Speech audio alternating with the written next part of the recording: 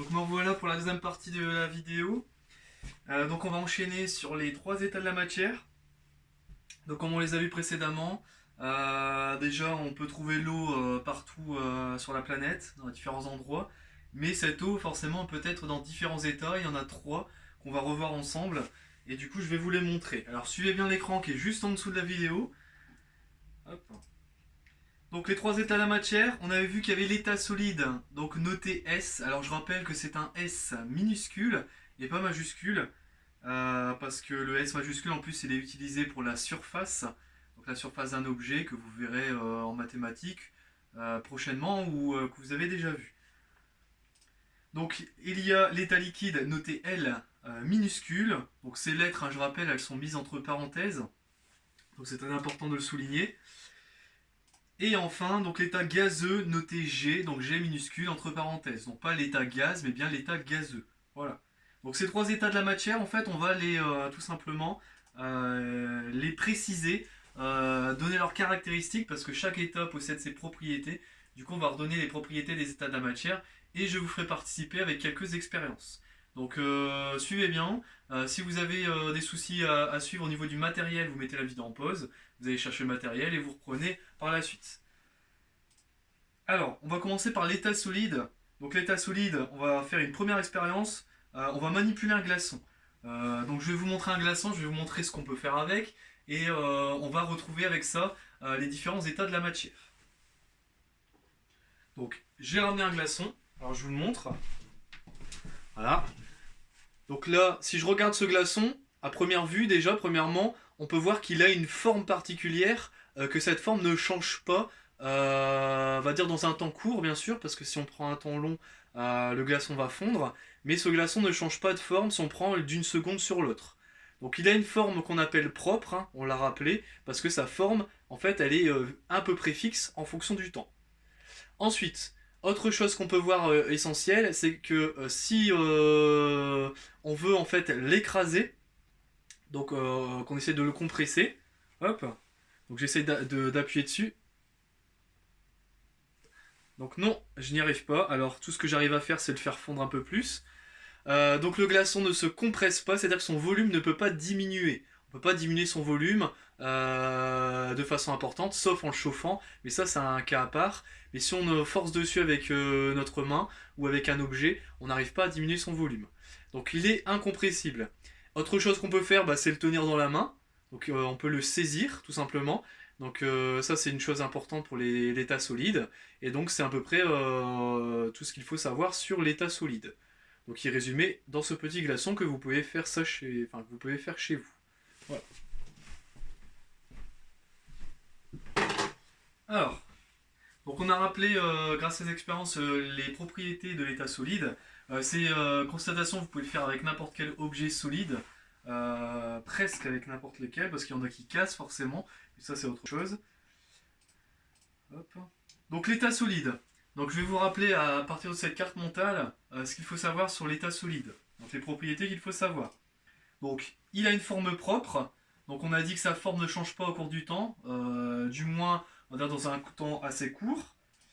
Euh, il peut être saisi à la main tout simplement. Donc on peut le tenir à la main, contrairement aux autres états qu'on verra par la suite. Il garde son volume, c'est-à-dire que si je prends un volume d'un litre d'eau sous forme solide, donc sous forme de glace, ça restera un litre d'eau solide sous forme de glace. Son volume ne va pas changer, il ne va pas augmenter ou diminuer. Ce qui veut dire donc qu'il est incompressible, donc on ne peut pas diminuer son volume. Et donc voilà, ce sont tous les propriétés qu'il faut savoir, les caractéristiques de l'état solide. Donc maintenant on va passer à l'état suivant, donc l'état liquide. Donc là pareil, il y aura des petites expériences que je vais vous montrer, certaines que vous pouvez faire, d'autres que vous allez tout simplement regarder. Alors le matériel que vous allez avoir besoin, dont vous allez avoir besoin, donc c'est un verre tout simplement. Alors moi j'ai pris un pot de confiture. À l'intérieur vous allez devoir mettre un petit peu d'eau. Donc moi j'ai mis du colorant de préférence. Alors pour le colorant, donc moi j'ai pris un colorant qui n'est pas toxique, parce qu'il y a des colorants toxiques. Alors il n'est pas toxique par contact, C'est-à-dire que si je le touche avec ma peau, forcément, il n'est pas toxique. Par contre, celui-là ne peut pas être consommable. C'est pas un colorant alimentaire. Donc si chez vous, vous avez du colorant alimentaire, c'est même encore mieux. Comme ça, si jamais, malheureusement, vous mettez vos mains au niveau de votre bouche, vous risquez pas grand-chose. Enfin, vous ne risquez rien du tout vu que c'est consommable. Donc celui-là, je ne peux pas le consommer. Il faut juste que je fasse attention à ne pas en avaler, mais je pense que ça devrait aller. Donc ce colorant, euh, il est prévu normalement pour représenter en fait du sang, du faux sang au moment d'Halloween, etc. Donc il est très pratique pour des expériences. Donc ensuite, il nous faut une seringue.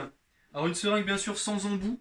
Donc on n'a pas besoin là de faire une prise de sang ou autre chose. Et en plus c'est dangereux, hein, les seringues avec embout. Donc ne vous amusez pas avec. Et si vous en trouvez une, parlez-en à un adulte.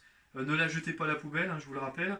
Donc c'est très dangereux parce qu'on ne sait pas si elle ne peut pas véhiculer des maladies. De toute manière, ne la touchez pas. Si vous en rencontrez une dans la nature, ne la touchez pas.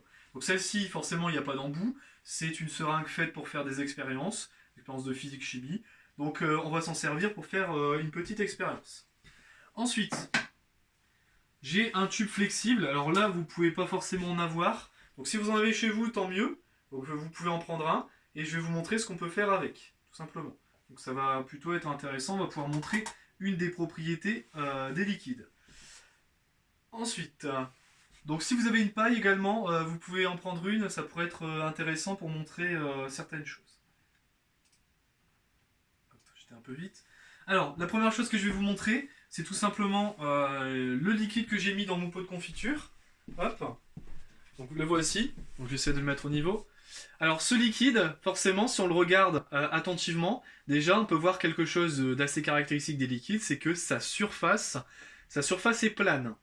Donc sa surface est plane, donc ça veut dire qu'elle est sous forme de plan, donc sous forme vraiment de plan géométrique, et que surtout sa surface, elle est aussi horizontale. Horizontale, on va dire, contrairement à la verticale. Donc l'horizontale, c'est vraiment une direction qui est parallèle au sol. Donc la verticale, c'est la ligne qui est formée grâce à un fil de plomb, on en avait parlé. Donc c'est une ligne qui passe entre vous et le centre de la Terre, tout simplement. Donc c'est cette ligne verticale. Alors que l'horizontale, c'est la perpendiculaire à cette verticale. Donc si je fais la perpendiculaire à cette verticale, je retrouve l'horizontale. Et donc ma surface passe bien par cette horizontale. Autre chose qu'on peut voir, c'est que le liquide, il prend la forme en fait du récipient qui le contient. Donc là, il est dans un pot de confiture qui n'est pas tout à fait circulaire. Il est de forme polygone. Alors, j'ai pas compté le nombre de côtés, mais il y en a quand même pas mal. Donc du coup, il prend la forme du récipient qui le contient. Ça, c'est une chose importante également. Donc on va voir pour les autres caractéristiques. Alors, l'une des autres caractéristiques qu'on peut voir, cette fois-ci, c'est à partir de ce tuyau flexible. Hop. Donc, je sais pas si vous voyez correctement, sinon vous aurez un rappel dans le cours qui se situe juste en dessous. Donc, dans ce tube flexible, j'y ai versé un petit peu d'eau. Donc, l'eau s'est accumulée sur le fond du tuyau, pardon. Et du coup, on voit deux surfaces qui se forment, une à gauche, une à droite. Et en fait, si j'incline le tuyau flexible, on voit que ces deux surfaces, en fait, elles gardent toujours la même hauteur. Donc elles sont toujours à la même hauteur, quelle que soit la position du tuyau. Donc je peux mettre le tuyau dans n'importe quelle position, les deux surfaces seront toujours à la même hauteur. Donc ça c'est caractéristique des liquides. Si on met un liquide dans un récipient qui est un peu complexe, où il peut se former plusieurs surfaces, on a toujours les surfaces au même niveau. Ça c'est toujours très important. Et enfin, on a une dernière caractéristique importante. Donc là, vous pouvez le faire chez vous avec une paille. Donc moi, je vais vous montrer ça avec un tube qui est assez étroit. Alors vous, chez vous, vous pouvez prendre la paille, mettre un petit peu d'eau à l'intérieur, boucher l'une des extrémités avec votre pouce, de préférence l'extrémité qui se situe vers le bas, et vous regardez en fait la surface du liquide qui est à l'intérieur par transparence. Donc si on regarde attentivement donc, ce liquide, on peut voir en fait que la surface, elle n'est pas tout à fait plane, elle est légèrement incurvée, donc avec une une incurvation qui se fait plutôt vers le bas. Et en fait, cette surface, elle s'appelle un ménisque. Donc le même nom qu'on donne à un des os qui se situe dans le corps humain. Donc le ménisque, en fait, c'est la surface d'un liquide qui se situe dans un récipient qui est étroit. Donc là, ce récipient est assez étroit, donc forcément, il y a un ménisque qui se forme.